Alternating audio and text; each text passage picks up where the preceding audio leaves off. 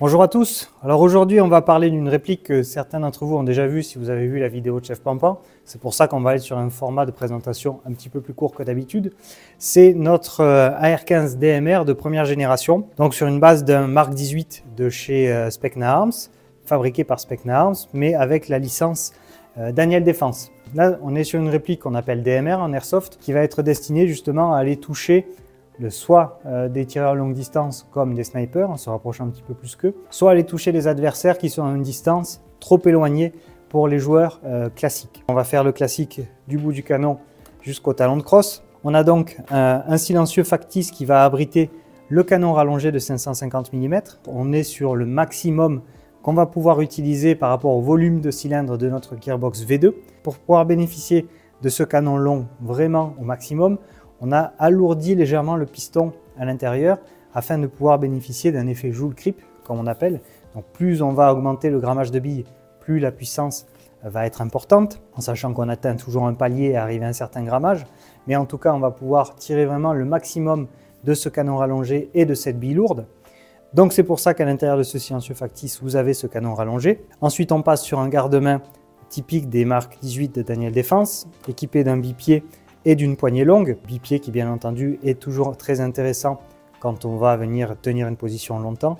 La poignée longue qui nous permet de manipuler la réplique de façon un petit peu plus dynamique. Au niveau de l'optique, après, donc on a cette LPVO de chez Vector Optics avec un grossissement x1 jusqu'à x4. Donc des grossissements qui vont être intéressants en x1 pour un tir relativement réactif. On n'est pas sur la réactivité d'un point rouge, mais pour avoir un tir à relativement courte distance, là où sur le grossissement x4, on va pouvoir venir faire du tir de précision ou bien de la prise d'information. À l'intérieur de cette gearbox, comme je vous disais, bon, bien entendu, on a un bloc pneumatique étanche avec un joint hop-up de chez Begady, le fameux bloc hop-up Neptune que vous avez l'habitude de voir sur nos répliques, un nozzle aluminium avec joint torique pour l'étanchéité du bloc, tête de cylindre étanche, cylindre plein bien entendu pour avoir le volume maximum, un piston alourdi comme on le disait afin de pouvoir bénéficier de cet effet Joule creep, tête de piston de chez FPS Softair